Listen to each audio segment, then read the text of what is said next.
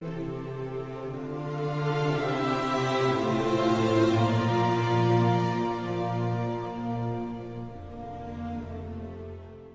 want to say I've gotten to know Larry and Evelyn a lot over the last 4 years, and my situation, I was fortunate to be saved, and I commend them for the courage they've shown after losing their son, and the amount of work they've done to kind of help turn their tragedy into something really positive for other people.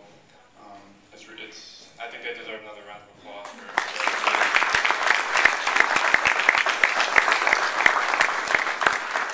yesterday, I was in Boston, and Wayne called me, and he called me and asked me, what do you want me to put in my little bio in the booklet here, and he was asking me about what happened and everything, and I told him I wanted to include in there that sudden cardiac arrest, saved by defibrillator, Quinnipiac, all this stuff, but I also wanted to include that when we were in Providence, we beat it by 15.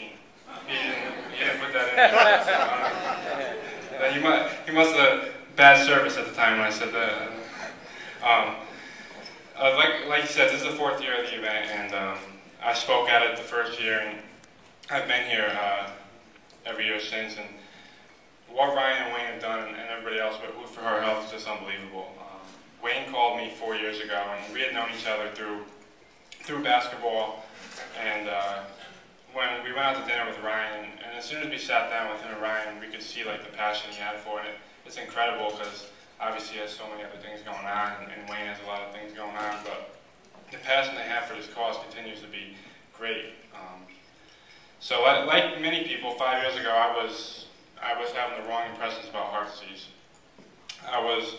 I never thought that someone who was in shape, who ate healthy, who worked out, who was young, could ever have a problem with their heart. And obviously I was wrong. Growing up, like everybody else here, I had yearly physicals, and it was the same routine every time. I would show up, I would wait in the waiting room for about an hour and a half, go into my pediatrician, he would talk to me for about 10 minutes, he would check my ears, listen to my heart, and then he would leave me by saying something like, you're healthy, you look really good, keep doing what you're doing. So this is what I did. I kept doing what I was doing. I thought I was doing things right. I never drank, never got into drugs when I was a kid, worked out, I ate well for a teenager. And little did I know at the time my doctor was wrong. And I'm not trying to knock on him, but I'm just trying to show how I was ignorant. I never thought I could have something wrong with my heart. And in the United States, we don't require EKGs and physicals. And if I had been given an EKG, I would have never been in cardiac arrest. They would have called my condition, and they would have done the proper things to help it before it got to the point that it got to. My first EKG was almost too late. 5 years ago, I was playing basketball, working out, doing everything that I thought I wanted to do. I wanted to play in college, and everything was starting to come true for me. I was getting recruited by coaches, people were sending me mail, people were calling me. So on August 24th, 2006, I woke up in the morning and went to work out with my brother, and we worked out like we did every morning.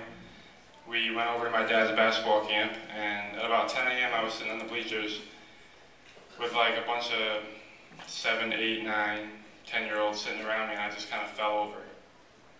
And no one knew really what was going on. Everybody was like, is he looking for something under the bleachers? What's going on right now? And I was in sudden cardiac arrest. And there was no AED on site at the time, so that made my chances of surviving good to slim to none. No one actually even started doing CPR right away. So what happened was they put out the 911 call, and a volunteer EMT was working his regular job next door, and he got the call on his pager, and he rushed over to the scene, and he saw me on the ground, and I was changing colors. I started gasping for breath. I was taking agonal breath, which is the last breath you take before you die. And he started doing CPR for about 8, 9 minutes, perfectly, because he saved my life. He saved my brain, as far as I know. And You know, my doctor told me the chance of me surviving were like 1 in a million, just because there was no AED on site at the time of my arrest. I was diagnosed with a heart condition called hypertrophic cardiomyopathy, and for those of you who don't know, it's the same condition that killed Reggie Lewis and Hank Gathers. And basically what it is, it's my heart, one of the muscles is larger. So you would think, like, this is great, like I have a bigger heart. So I actually brought some of my friends with me, and when we go out on the weekends, and they're always egging me on to do things like, you should use this to your advantage, introduce yourself to girls and tell them you have a big heart. So, you know, why not? Hi, I'm like Papale, I have an enlarged heart. Never works, never works.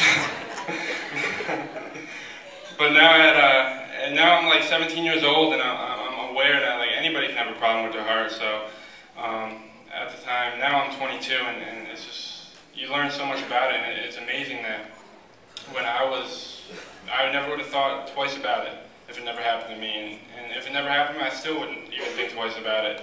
And that's kind of the problem. So, like, there's no symptoms sometimes of my condition, and I still, to this day, don't feel, I've had one symptom in my life, and the one symptom has been the time I went into cardiac arrest. I've never felt my condition, ever. But the unfortunate thing about it is that oftentimes, for people, the first symptom is also the last. And that could have been the case for me, if the person wasn't there to do CPR. So raising awareness is crucial to helping people save lives, and throughout the last 5 years with Ryan and the Pomprians and everybody else, we've made so much progress putting more and more AEDs in the public places and saving lives. I know my mom gets emails like that people have been saved, and it shows the amount of work that's gone into this, because more and more people are getting saved. Unfortunately though, of course, it's kind of like a never-ending thing. I know this spring we had like 4 athletes across the country die in like a 2-week span from sudden cardiac arrest. So, I mean, the more awareness which is raised and the more AEDs which are placed, is going to save more lives. So in closing, I just want to thank Hoops for Heart Health and Ryan and Wayne and everybody else for the passion they continue to support for this important cause, and it affects me and my family directly.